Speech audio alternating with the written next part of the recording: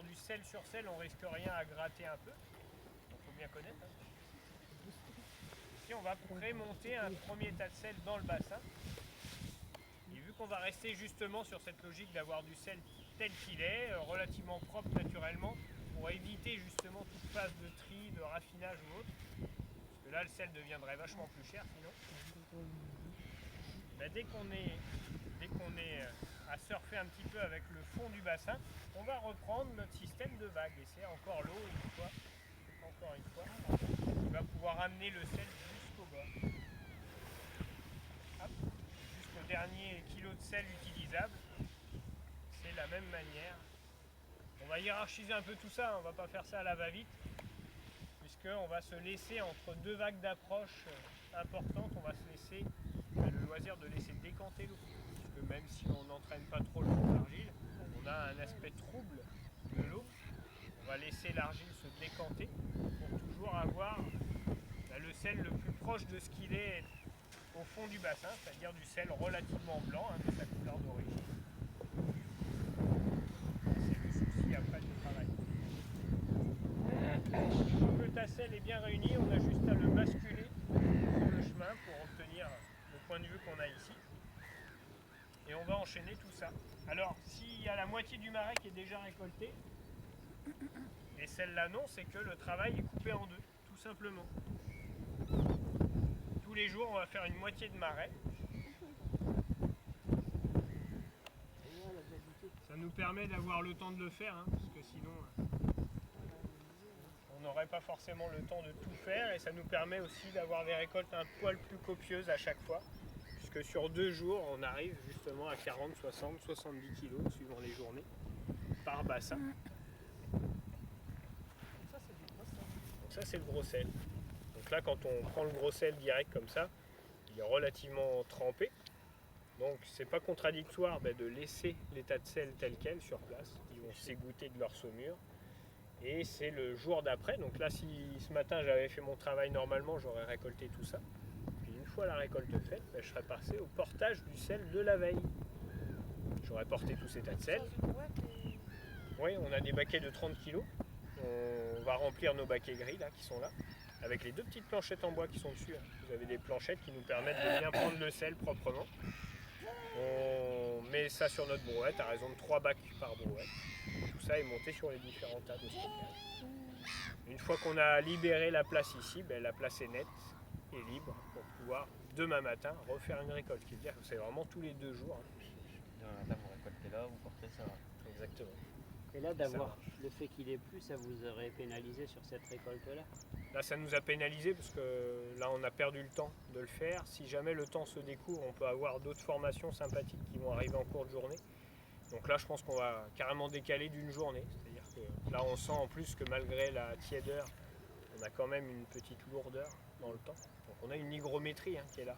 Donc on n'est pas sur des évaporations très performantes. Donc on perd rien là à prendre une journée en plus. Et comme on le disait, on prend une journée, mais on aura 5 à 10 kilos de plus par bassin. Là. Quand même. Et là, ce matin, vous avez fait rentrer de l'eau ou pas du tout là? Non. Là, ce matin, on n'a même pas accédé au site parce que si le chemin central a commencé à sécher, là, les chemins dans l'ensemble, ils sont à peine secs. Et quand les chemins sont pas secs, l'argile reste collée aux pieds. Ça fait des morceaux d'argile qui volent un peu partout. On en met dans le bassin, donc c'est d'autant plus d'impureté quand on va récolter. Donc là, on est un peu piégé par la moindre petite pluie là, à devoir attendre et faire tout le travail qu'on n'avait pas eu le temps de faire. Alors si ça se passe bien, ça va se découvrir cet après-midi. On va continuer à avoir un petit vent un peu lancé, puis si c'est comme ces derniers jours, c'est carrément un vent thermique de nord-ouest qui va se forcir un petit peu en fin de journée. Et ces conditions un peu actives d'évaporation, ça crée une deuxième cristallisation à la surface. Donc c'est la fameuse fleur de sel qui va se former. Et contrairement au gros sel qui lui se forme au fond de manière assez libre et en 3 dimensions, la fleur, elle, va prendre la forme de la surface de l'eau. Ça va faire des carrés très plats, très simples, qui flottent. Et si le vent est suffisamment performant, les cristaux vont se coller les uns aux autres pour former une espèce de gel. Dans le coin opposé au vent, ça remplace presque l'écume en quelque sorte. Et c'est cette accumulation de fleurs de sel qu'on va pouvoir récupérer en toute fin de journée. C'est moins fort dans Alors en perception en bouche, c'est tout à fait différent. Puisqu'ici, on a un sel très complexe qui va être dur à dissoudre. Dur, donc long à dissoudre. Là, j'ai du gros sel. Mais si je m'amusais à le calibrer comme la fleur, donc je le concasse un peu, je mets du sel fin en quelque sorte, ben, ça reste pareil. Le sel fin, c'est du sel complexe qui est plus long en bouche, donc plus agressif, peut-être moins immédiat aussi. Alors que la fleur a tendance à être un cristal léger, très instantané. Dès que c'est en bouche, tac, ça se libère à la salive. Et puis 2 secondes après, vous n'avez plus rien puisque tout est fondu. Donc la fleur va être vraiment classée en dégustation, enfin sel de table, par son côté vraiment très adapté. Et puis le gros sel, vu qu'il est plus complexe, il va être relégué en cuisine, tout simplement. C'est le sel de cuisine ou de conserve ou de salage. Ça dépend des usages qu'on en fait. Et du coup, la fleur de sel, vous faites comment pour la morue salée.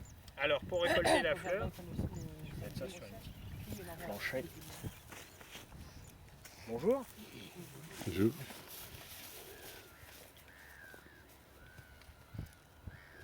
Pour récupérer la fleur, il faut imaginer que juste une petite formation de surface, ben, c'est quasiment rien en quantité. Si j'arrive à sortir 60 kg de sel éventuellement en gros sel pour le fond du bassin, et crémer juste une partie du bassin comme ça à la surface, ça occasionne 1 ou 2 kg.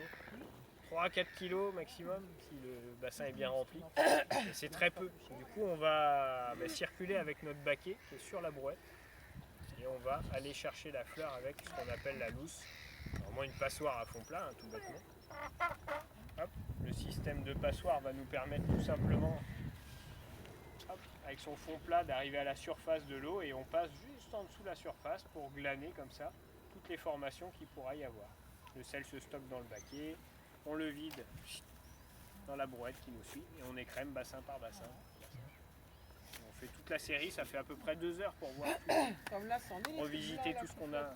Les trucs flottes blancs. Non, ça c'est de l'écume de brassage que j'ai créé moi en faisant mes vagues. Si vous regardez sur les autres bassins, vous en avez très très peu qui datent de hier soir, mais il n'y a pas de... La pluie, si vous imaginez de la pluie, quelle que soit la quantité de pluie qu'on a, on en a parlé tout à l'heure, l'eau douce, l'eau salée est au fond, c'est rempli le bassin et quelle que soit l'importance de la pluie, le peu d'eau douce va rester en surface.